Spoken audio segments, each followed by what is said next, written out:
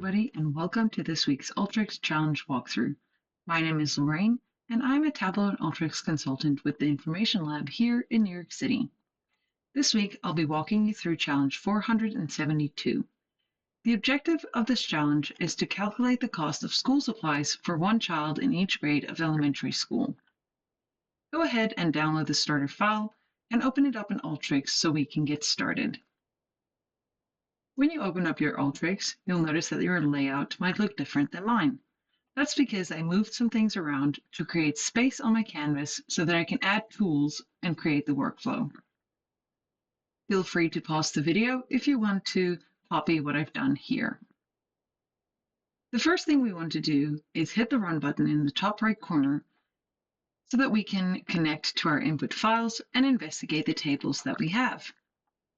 The first table is called School Supply List. This table has 7 different fields, and each field represents a grade. Each row in one of the fields represents the supply and the quantity of the supply that the child will need. The second input is called Cost of School Supplies. This is just a list of all of the supplies and their per unit cost.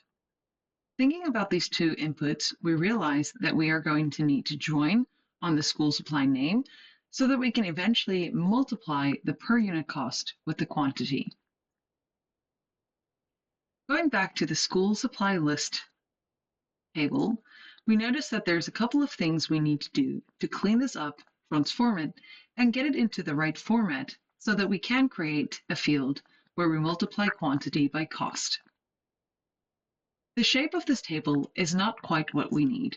Instead of having each of the grades represented in a field or a column, we want to unpivot this so that our grades are represented in a row instead.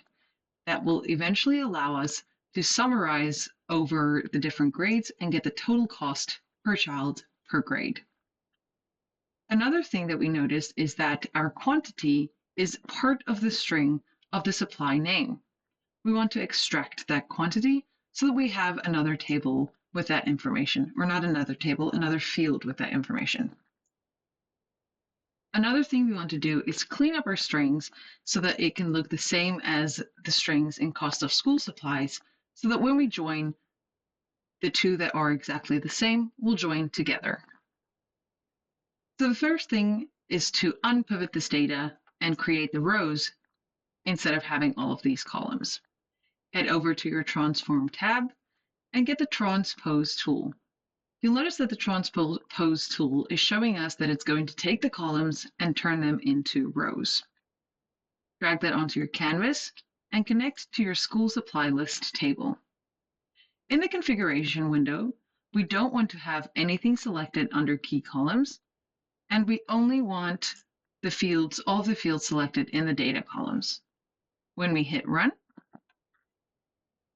our data is now, or our table is now unpivoted, and we have a long list of the different grades and the supplies within each one of those grades.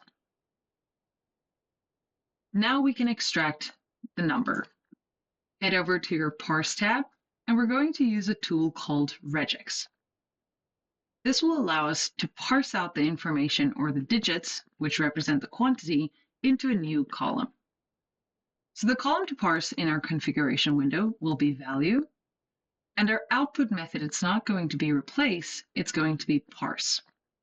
When you're creating a regular expression to parse out information, we need to put that into parentheses. And now we have to specify what it is that we want to parse out.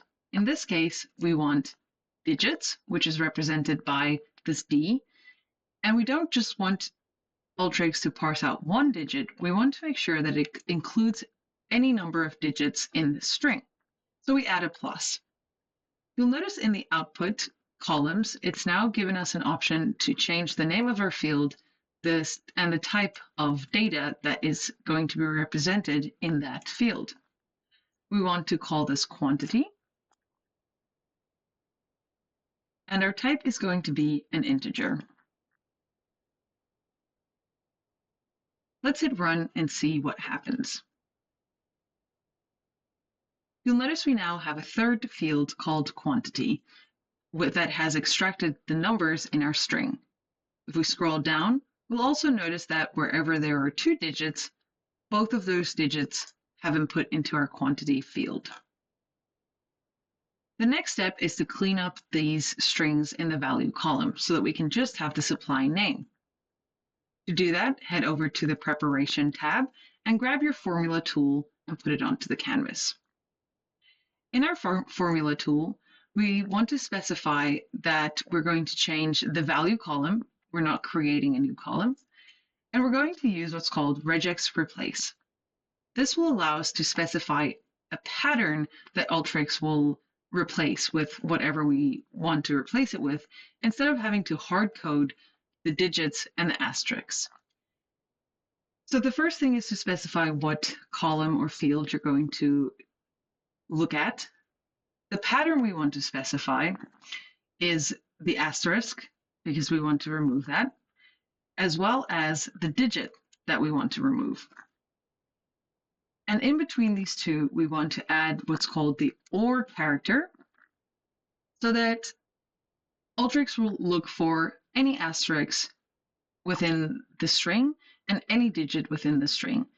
If we don't have that OR character, it's going to look specifically for a combination where there's an asterisk next to a digit. And we want to replace this with an empty string.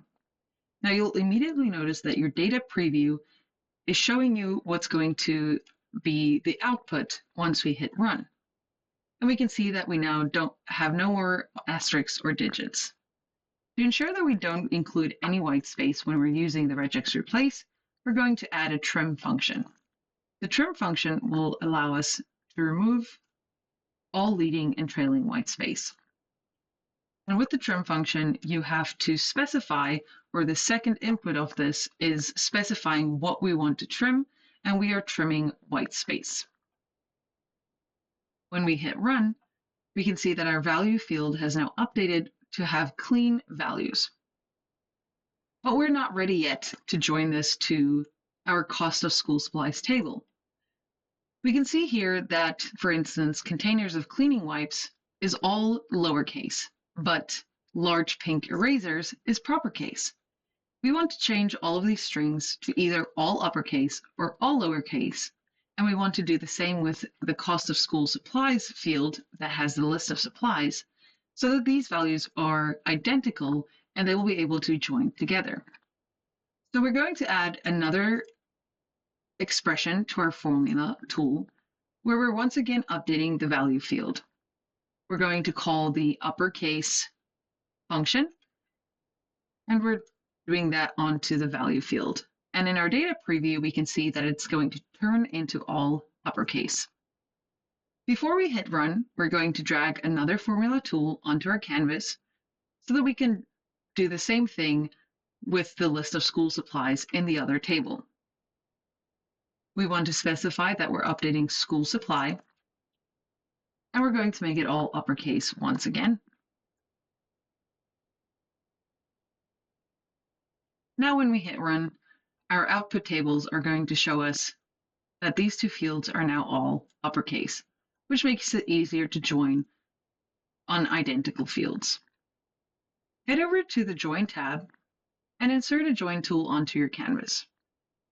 We're going to connect the school supply list table to our left input and the cost of school supplies to our right input. The field we want to join on is going to be that value field and the school supply field. Let's hit run so we can investigate our output anchors.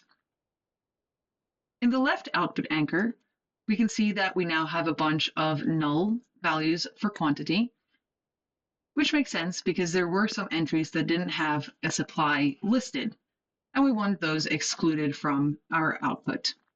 We can also see that there's one supply that didn't join to the cost table, and this is probably because there's some spelling difference between the two that does not make them identical.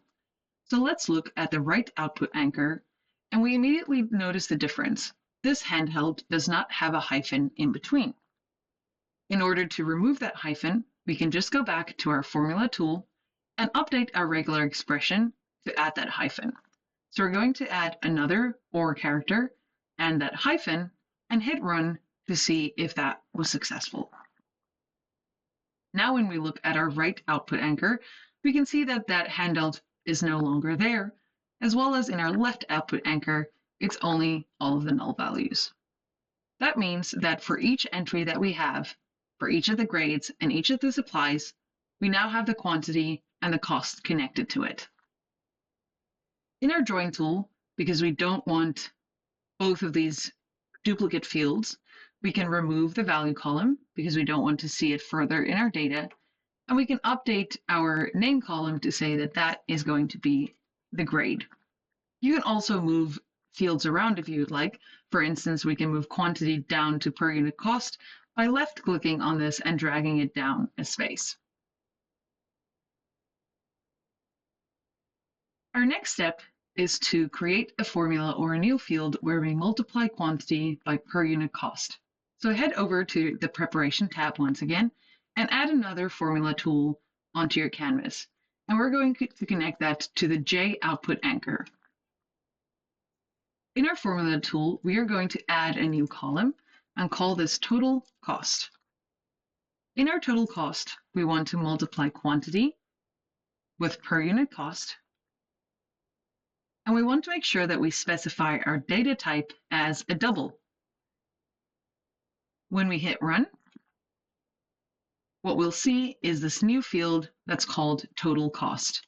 And it gives us the total cost of the supplies for each grade. But we're not done yet. We don't want to know the total cost per supply per grade. We want to know the total cost per grade, per child. In order to do that, we can summarize over grade to sum up or count the total cost together. To do that, we go over to our Transform tab and we find the Summarize tool. Drag that onto our canvas, and now we can specify what we're summarizing over. And we want to group by grade. And we want to sum up the total cost together. And then just in order to view the data, once we're done running this, we add a Browse tool. Hit the Run button, click on your Browse tool, and here we can see we have the total cost of the supplies that a child will need for each grade going from kindergarten to 6th grade. You can review these answers against the output file that is included in this workflow, and we can see that we have the same numbers, which means that we successfully calculated this information. Thank you so much for joining me today, and I hope you had fun creating this workflow to create this total cost of supplies for each child in each grade in elementary school.